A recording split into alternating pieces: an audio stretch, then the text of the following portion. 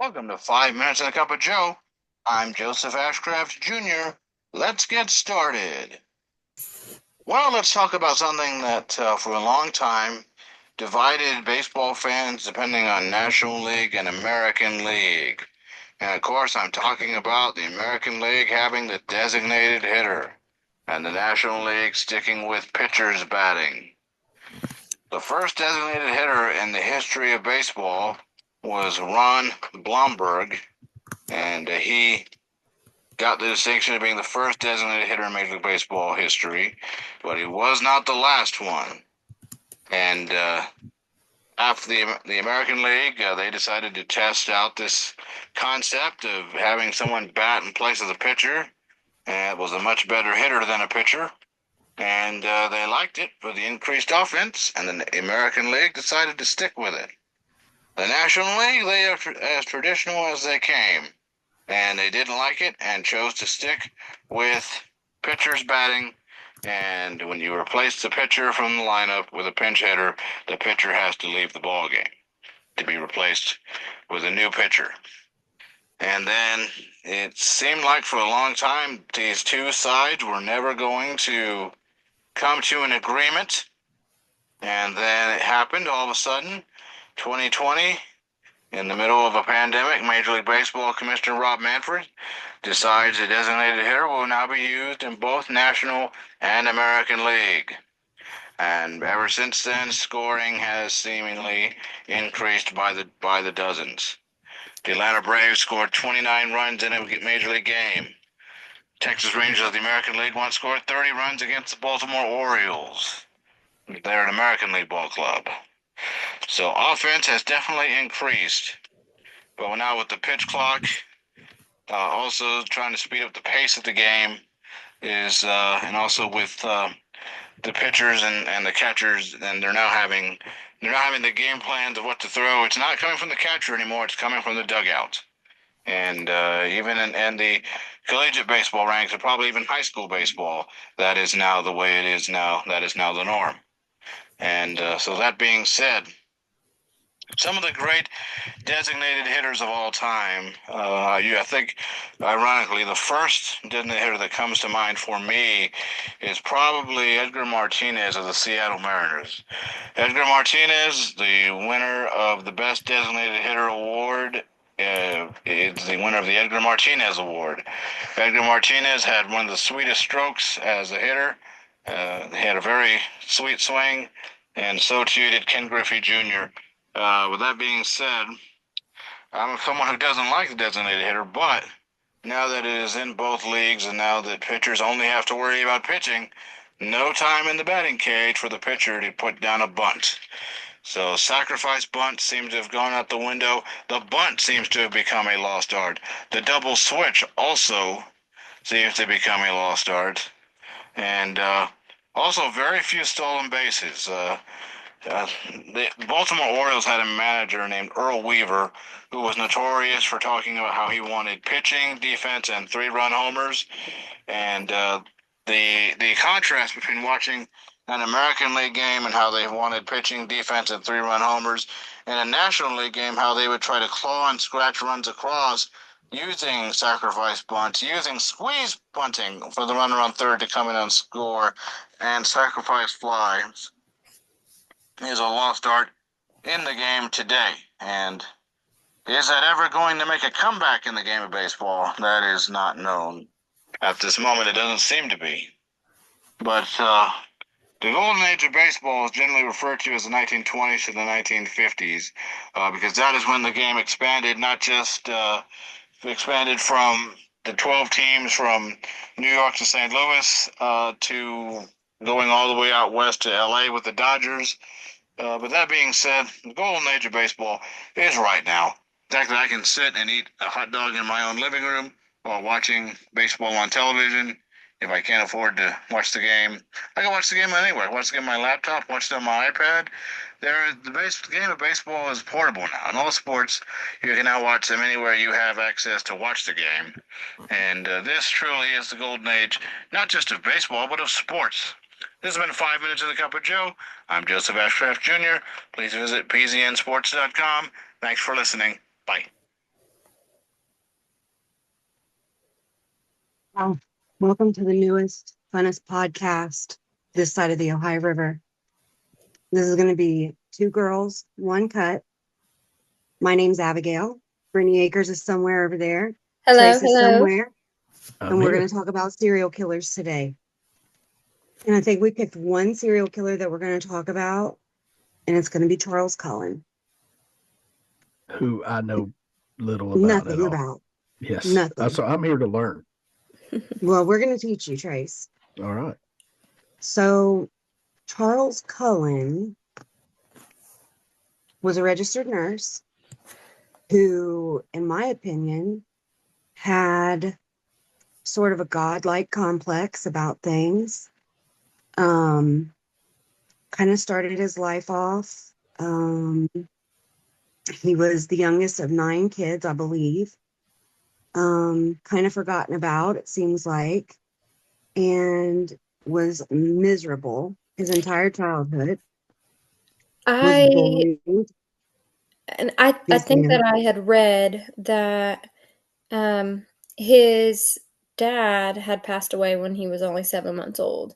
His parents were older, and I think he was kind of Or the yeah, he was the mistake. baby of 8. Yes, yes. Yeah. It was an oopsie. Well, A little bit of an yeah. oopsie. That's Yep. Well, so in the things that I've read about him, um, he got bullied not only by his siblings, but by the boyfriends of his sisters, by his parents, by his Yep. schoolmates, the entire Navy that he that he joined after he graduated high school. He was just a poor, picked on kid, pretty much from the time that he was born. Yes, and he Um, had a lot of mental health issues because of it. He okay. tried to commit suicide for the first time when he was 9 years old. He had a chemistry set, and he decided he was going to drink some of it, and it just made him super sick to his stomach. But that's the first time that he had tried killing himself was when So he was 9 years old. with the bullying thing, that's kind of a pattern with serial killers. I think it Um, is. Yeah. and when you said that he was pretty much bullied by his own parents, I mean, who else did that happen to?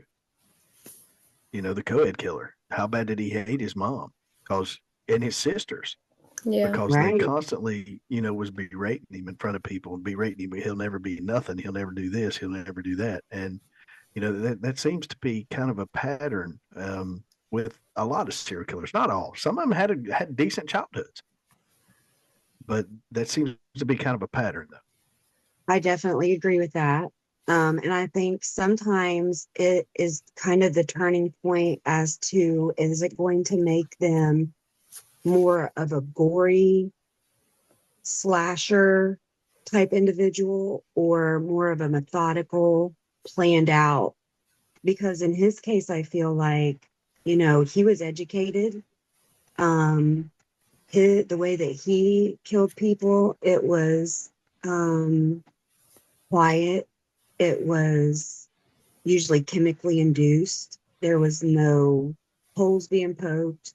There was no shots being heard. There was none of that. He was literally in his environment, in his element that he mastered as a nurse, and used what he had at his disposal, which was usually medicines, to pick and choose who was going to live that day and who wasn't. And think about how many people that he disposed of, so to speak, Mm-hmm. um, before anybody knew this was going on. The only person that knew that happened was him. So it was a self gratification type thing. It's not like you're finding a body with its guts strung out or its head missing or something like that. It was very quiet. It was just very self gratifying. And it was expected. These were sick people. Some of them more sick than others, but they were obviously hospitalized. In the later years that he committed his crimes, he worked for a small ICU in Somerset, New Jersey. And, people die every day. They're expected to die if they're in ICU. So it was not out of the norm for him to be in a room and somebody code, or for him to have just come out of a room and somebody pass away. So his coworkers, even though maybe they had a few thoughts about things, like surely that wouldn't be happening. But then patterns start emerging. People start dying only when certain people are on the schedule. Certain medications come up short in their Pyxis. And then it starts to get a little suspicious. And then he had a pattern where he would just duck and dip. Whenever things started to get a little bit heavy, people started asking questions. He would just split out. And you can always find a job as a nurse. You can go anywhere. Right. And I think this is different than what I think it's called the Nightingale syndrome, where Mm-hmm. you intentionally almost kill somebody to bring them back to life to make yourself look, hey, look what I Like a did, or hey, I superhero. saved this. Yeah. Here. So Mm-hmm. this is totally different, though. I mean, he just wanted you to die. Correct. And I don't think that there was a rhyme, a reason, how he picked his victims. And I think that in some interviews that he had done, he said, well, I was trying to, put them out of their misery. I think his first victim, possibly, I could be wrong, but I think his first victim was in a burn unit, and it was just a really bad sunburn, and the patient was miserable, and he thought, well, I'll just go ahead and put them out of their misery. So For a So sunburn. from sunburn. I also kind of wonder if he didn't kind of pick and choose just based on the kind of person that they were. so Um, basically, what you're saying is when you're in the hospital, don't whine. Pretty much, Right. yeah, possibly. You don't know who's going to be Right. at the other end of that needle. Well, I hope that's not the case. So, wow. Well, me too. Considering we work for a hospital. Well, yes. His methods, though, um, I know a lot of it was insulin induced, but what other Mhm. methods did he use? Digoxin. He used digoxin. Okay, so those of us who don't know what that is, what is that? So it's a medication that I believe is used for people that have certain, I don't know if it's arrhythmias or what, but it kind of slows and steadies the heart rate. Okay, And it's given in a therapeutic level, and it's monitored. It keeps your heart beating at a regular, safe rhythm. okay, But when it's given overly given, it will just stop your heart. Like it slows it to the point where life isn't fathomable. The beat slows so much that everything stops. right. It would be like your heart working, say 10% or 5%, Right, until eventually it stops. right. And then you would probably slip away into a coma before you actually were deceased, my guess. Um, and like I said, being in an ICU or being, admitted on the floor somewhere for whatever the original reason is, it, it wouldn't be too out of the ordinary for, you know, you to have a cardiac issue, to have, something go wrong with your heart. So I feel like he chose those medicines because that could possibly happen anyway. Right, and it's the least suspicious. Right. And there's no scene that's caused.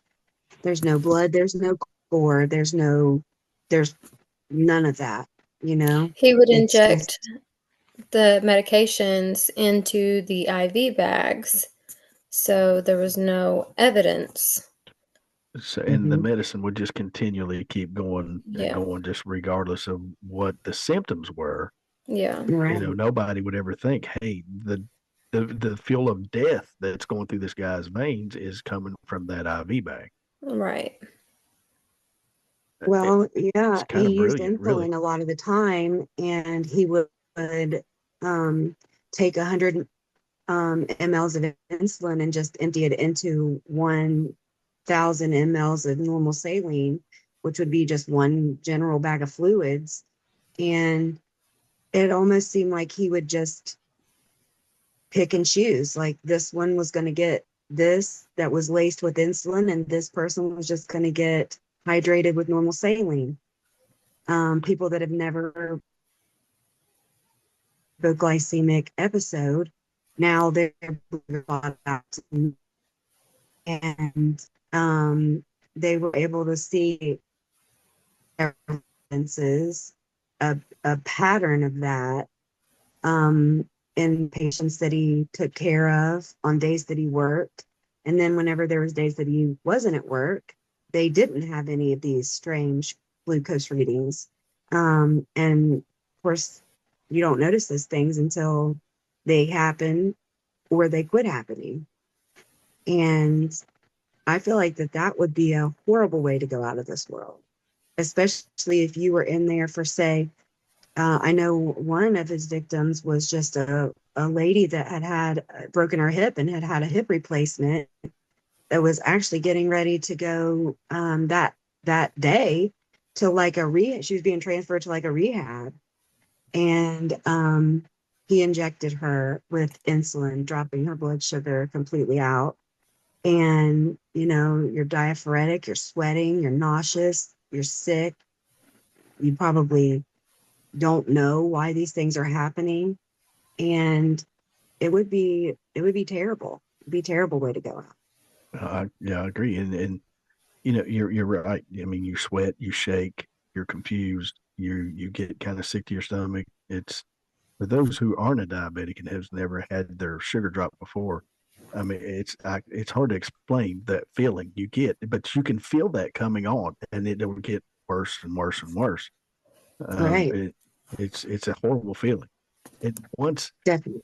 once you come out of that, say just your sugar drops, and you get it to raise back up, you are spent. You're drained the rest of the day. And you recognize that feeling, Yeah, I feel like. and that would be a horrible way to go. But these guys recognized it probably once, Wow. And so, and that was it. you and I talked about this earlier. Most serial killers are motivated either by hatred, or it's a sexual thing, or there's these little nuances that all serial killers seem to kind of fall under. But this guy, Mhm. other than the bullying thing, it was very clean. It was fairly quick, it sounds like. Um, Mhm. so it's kind of what would be the motivation other than the self gratification, knowing, hey, I did that. When I think he was 17, his mom passed away in a car accident. And I guess he wasn't informed of it until after she had already passed, and the hospital had her body cremated. And so I know that he was very devastated by that. And I just kind of wonder if he doesn't hold some kind of hatred for, certain hospitals or Mhm. things like that because, Administration. yeah, Hmm. the administration, yeah, because of Yeah. what had happened to his mom and that he wasn't able to be there with her, and never even got to see her body. She was just cremated. Yeah. And I mean, at 17, think about Yeah, that. You yeah, know, even though, even if he was bullied by his mom, some people say, well, that's still my mom, and yeah, that would be pretty devastating, really, to yeah, to find that out, and then to be able not to view a body. yeah, I could see exactly where that would be psychologically devastating. Yeah. And he ended up dropping out of school, dropping out of high school after that. I mean, apparently he got his GED or something because he went into the Navy shortly after. But Mm. yeah, I definitely think that and he already had mental health issues.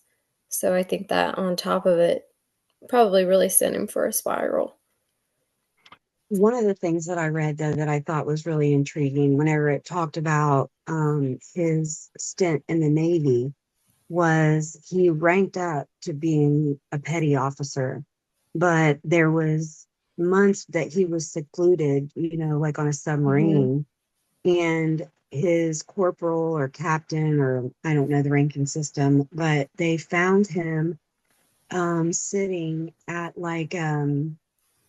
it was like a control center, I guess, for missiles inside of the submarine that they could shoot the missiles through.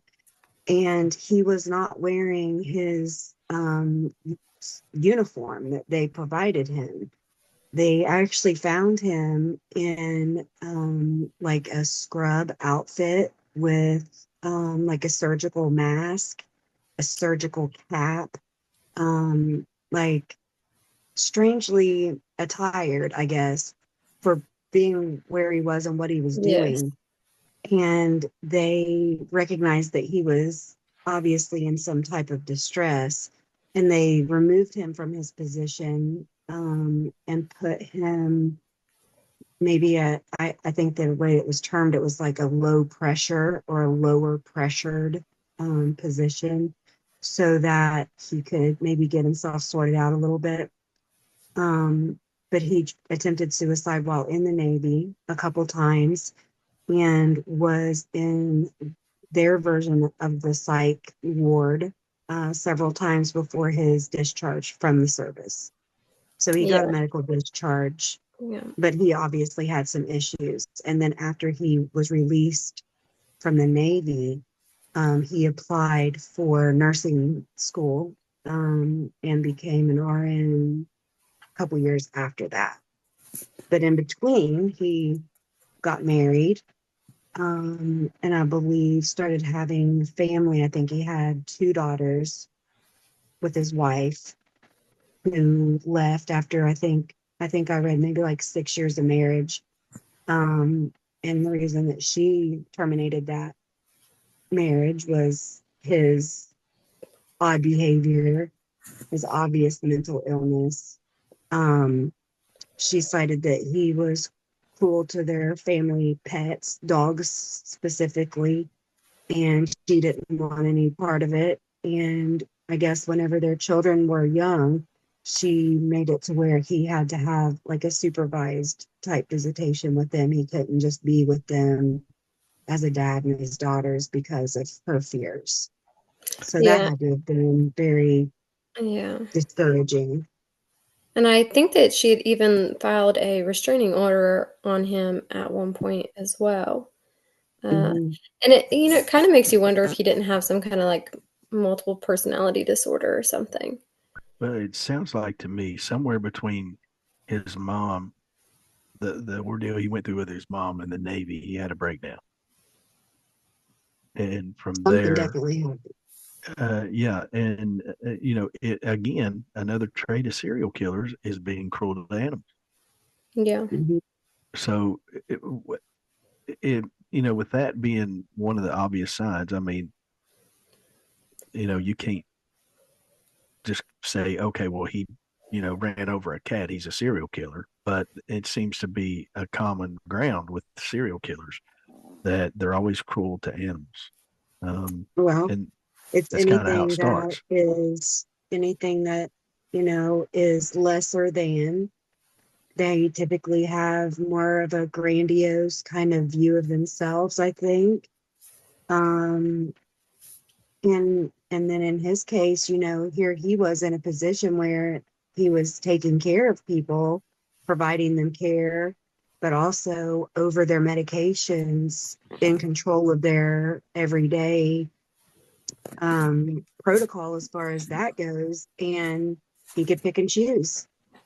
They didn't mean anything to him, you know, so he could pick and choose that day. And also, I feel like if you work in the medical field, you kind of learn how to disassociate yourself Yeah. from patients. And I think that he knew how to do that on a whole nother level. Well, you get so used to being around death Yeah. that you I don't want to say you don't see those people as human, but the death of those people, you learn to not let it affect you.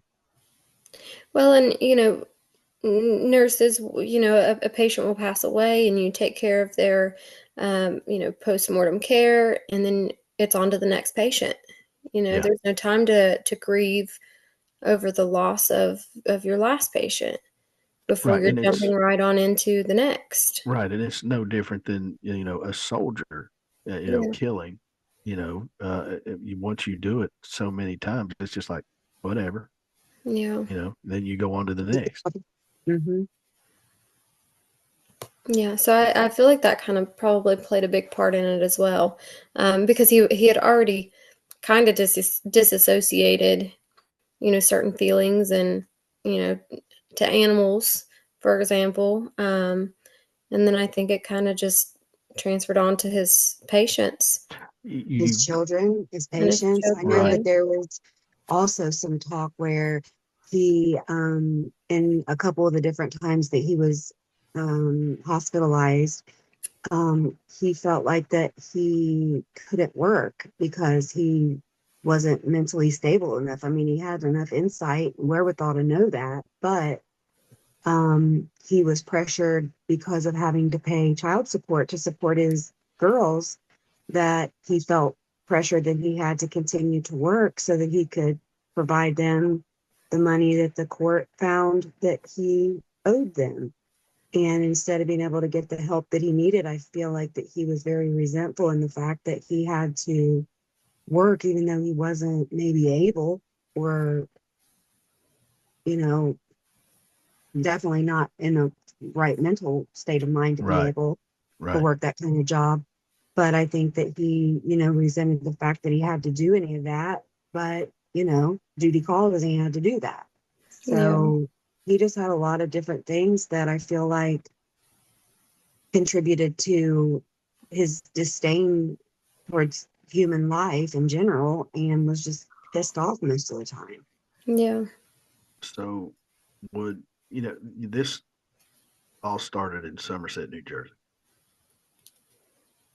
Well, It was I don't kind know of that in it started between. there. Well, it was in between a little place in Pennsylvania and Somerset. It was all within like 40 or 50-mile radius, I think, of one another. But he worked at several different hospitals and several different long-term care facilities. And it was like he didn't work in places for long periods of time. Like he would get Yeah. in there, he would kind of figure it out. He would do his due. And then when it would start to get a little bit heavy, he would bounce and go someplace else. So, I mean, with being able to go from place to place to place to place, do they even have a number of how many that he deleted? So I believe that he confessed. I believe he confessed to 29 or 40. I think But he confessed to 29 that he could actually remember who they were, what their names were, where it and happened. how he did it. Right. But he's saying there were probably approximately 40. But if you really think about it, there was probably Well, hundreds. 100.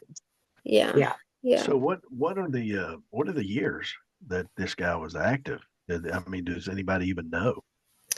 So he was a nurse for 16 years.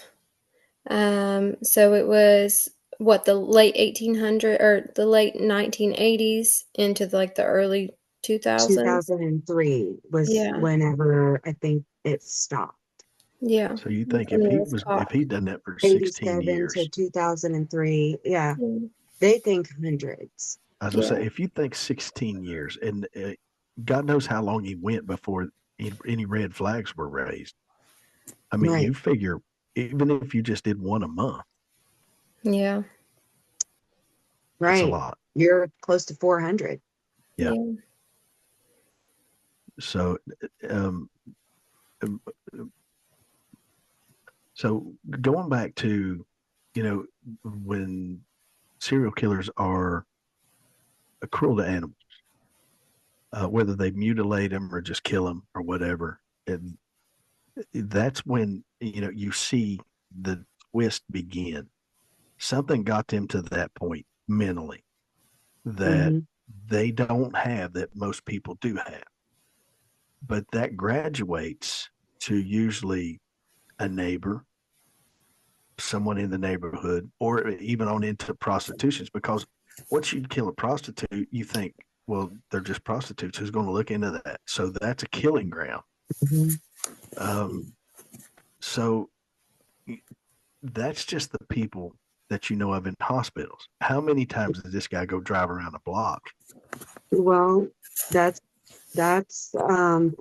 probably also to be determined, but I do know that he was found to have stalked a woman that I believe he wanted to date.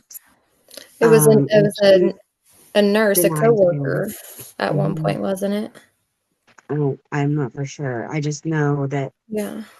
I think he approached it. She was like not interested, and then he kind of got into creeper mode. Yeah. And but for him, it was like I don't think that there was any kind of sexual satisfaction whatsoever. There wasn't anything that he got out of that that was, um, sexually gratifying to him. Yeah. Yeah. I think it was more, I get to play God today, or you pushed your call light one too many times, or you, whatever the case may be, I'm gonna give you a little extra dosage, you know? And That's scary I think it because was the control. yeah, it's so scary because when you're in those facilities, you're there for help. You don't expect somebody to be trying to kill you. Plotting your death, right? Yeah, and And it getting just paid for it, at random. It's like he right? walks by a room and flips a coin and lands on heads in front of your room. You're screwed. Right? And also, he had tried to commit suicide multiple times. So it also kind of makes you wonder, he was never successful in unaliving himself. So he's thinking, well, Unaliving himself. I like mhm. That's a that. good point. That's a That's really good. good So point, though. it's like, I'll take their life since I can't take Right? my own. So I suck But Right. so bad also, I can't take my own life, but I'll take yeah. yours. So it also might just be the state of mind that he's in at the time. Is he feeling super depressed at the time? Has he tried to commit suicide, at home and it didn't The work? chicken. So let's take somebody else's Did life. you see?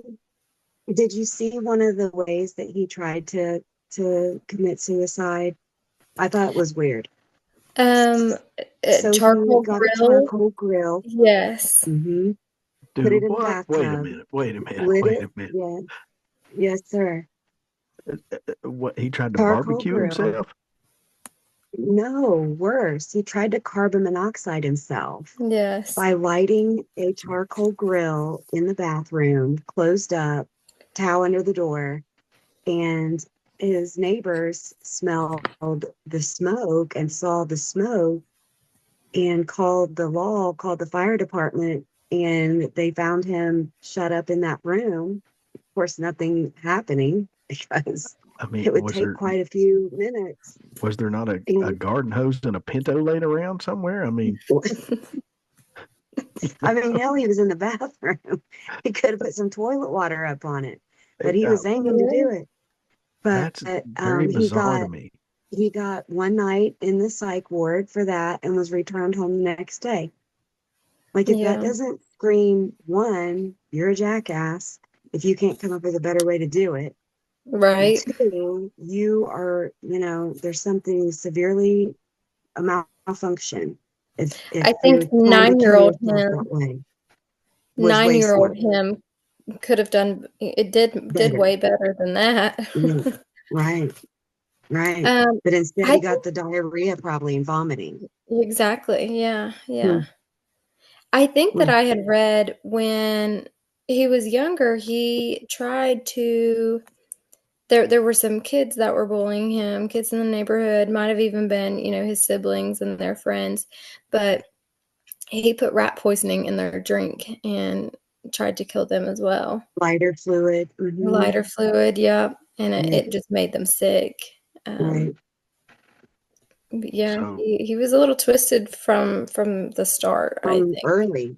so there Yeah, were Right, red flags yeah, that right. nobody caught. yeah, Well, he had older parents. yeah, He was the baby of all these siblings. Not everybody was, maybe it's like when you're the last one of eight, it's like fend for yourself. If you can make a sandwich and wipe your hind end, like you're good to go. So That's yeah, who would true. Yeah. notice if you were, squirting a little lighter fluid in somebody's Coke? My coat tastes funny. Right, Well, yeah, you know why? There's a little Kingsford in it. right.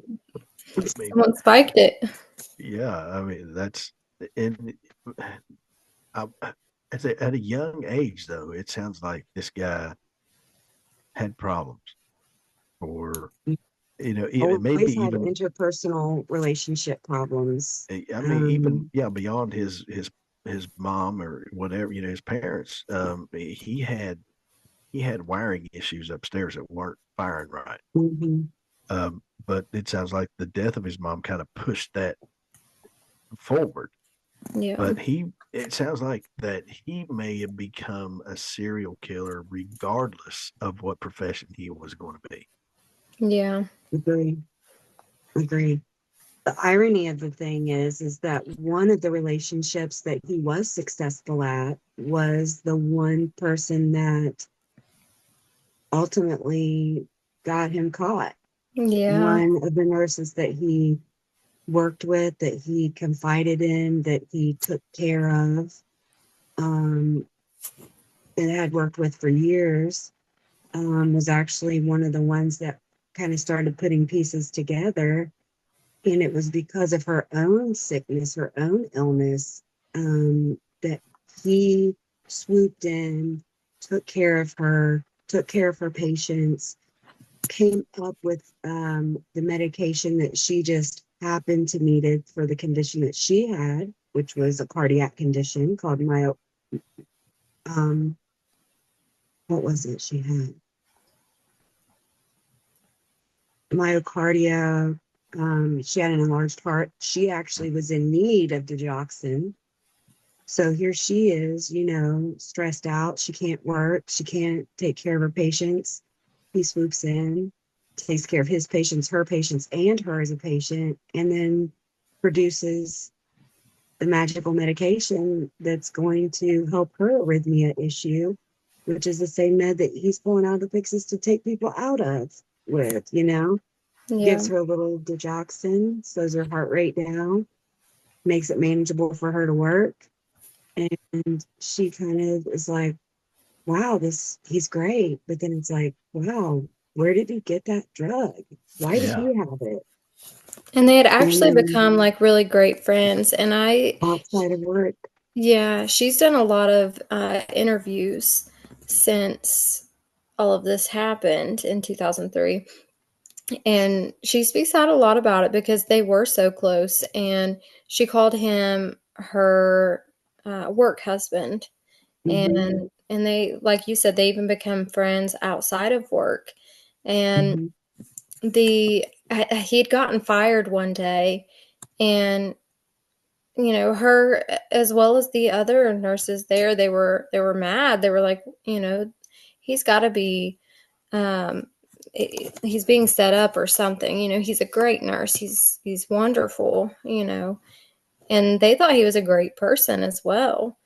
And then um she was being interviewed by the police, I guess, and um, she said the first thing that she told them is this is complete bullshit. Like, there's no way he couldn't have done any of this that you're saying.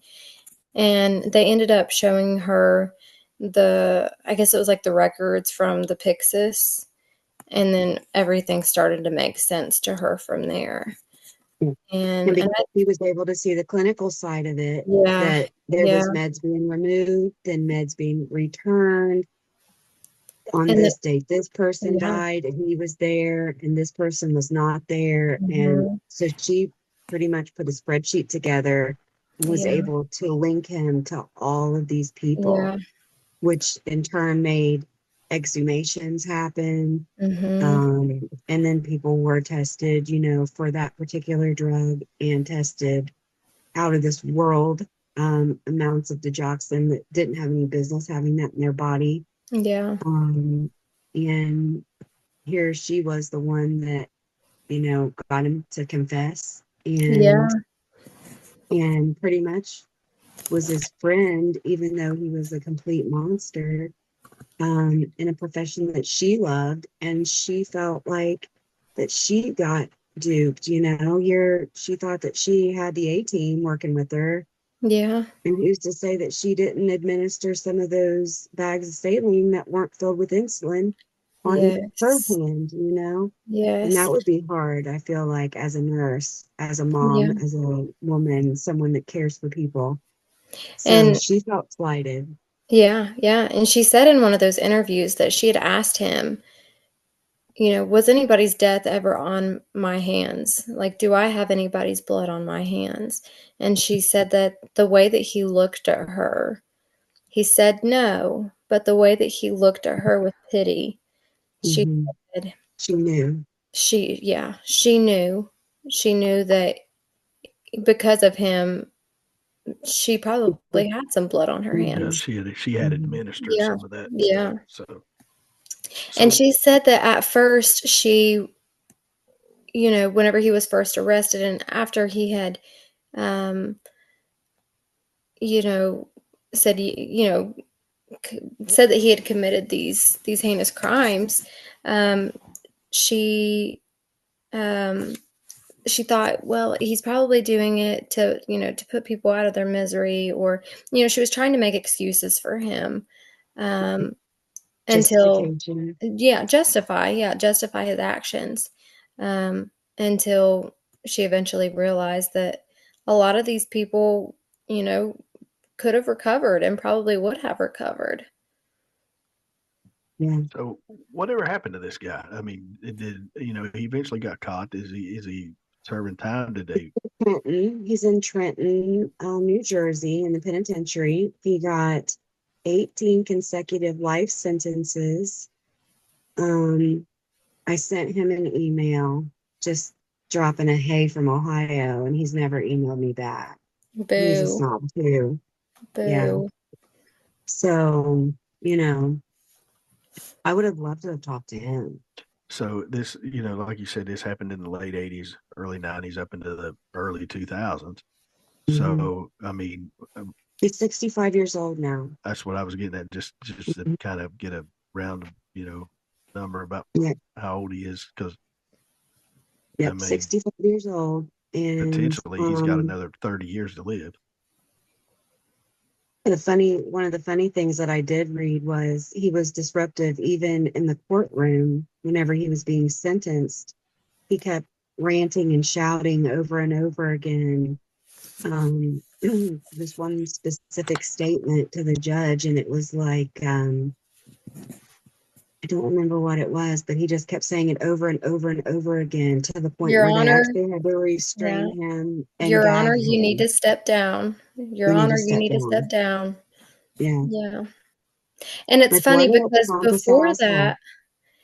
before that he wouldn't speak, he wouldn't, He um was quiet. yeah, yeah. And even whenever he was being addressed, he looked straight down. He Hmm. wouldn't acknowledge the jury. He didn't acknowledge anybody.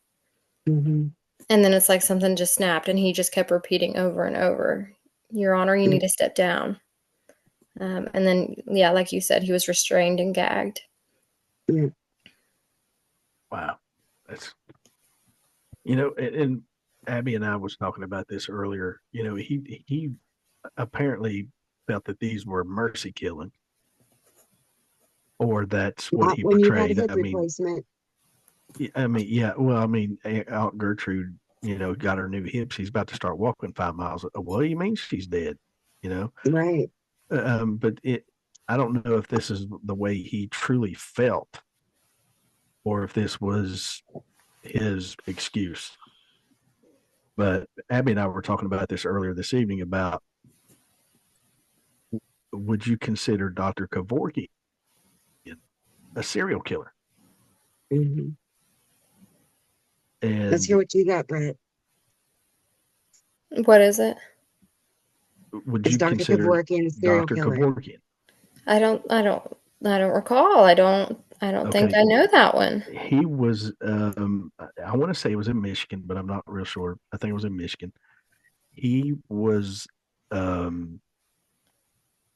doing assisted suicide. Hmm. And I don't Okay. know how many he did. I'm thinking it was up into the teens, maybe into the 20s. Hmm. But would you consider a assisted suicide a serial killer?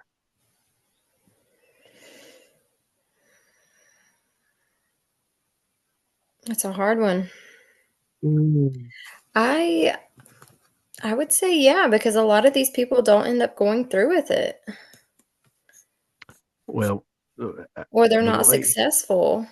and Abby's stance was, well, I'll let you tell it, Abby.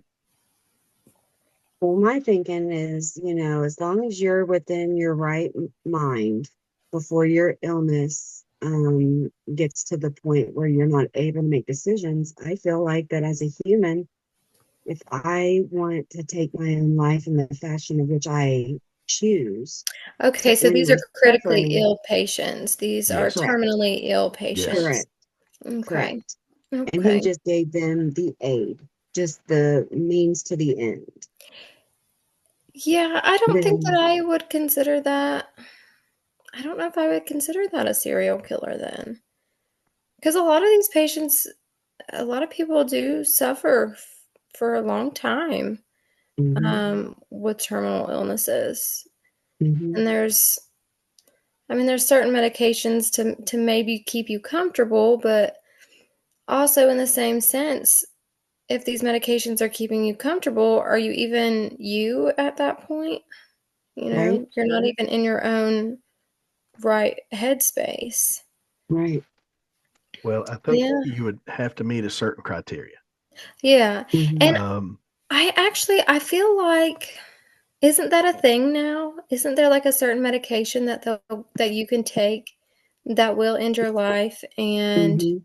it's legal now, Mhm. It's right? only in a couple states. I want to say Yeah. I watched the documentary, maybe Oregon, isn't that but Roxanol and sodium pentothal? I don't know I the don't know. exact I don't either. names. I But do remember watching something about that though. Hmm. Um, the criteria would be, one, you'd have to have a terminal illness. Hmm. Two, you would have to be able to make that decision without any opioids in your body. yeah. You would have to make that decision with your family. So, but serial killers prey on victims. If you come to There's no choice. somebody as right, it's a serial killer victim doesn't Yeah. have a choice. And these people are consenting That's to right. it. Yeah. So when Kevorkian, he was on trial many times for, I guess they considered it murder. But Yeah. to me, he got kind of a raw deal. I think it was almost a mercy. I don't want to say mercy killing, because I think in some of the instances, he didn't actually push it into their veins. They had to do that. Yeah. He He had it all just set up.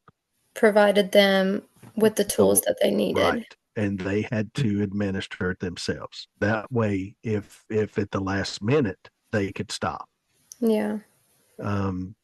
So, and then I know that's totally unrelated. That's just kind of what me and Britt was talking, or me and Abby was talking about earlier Yeah. tonight, and it was kind of That's interesting to me. interesting. I've never heard of this guy. Jack Ooh, we'll talk Kevorkian. about him tomorrow. Okay, yeah. Yeah, Jack I've never heard of Kevorkian. this guy. Yeah, he was actually a doctor, I think, at one Yeah, time.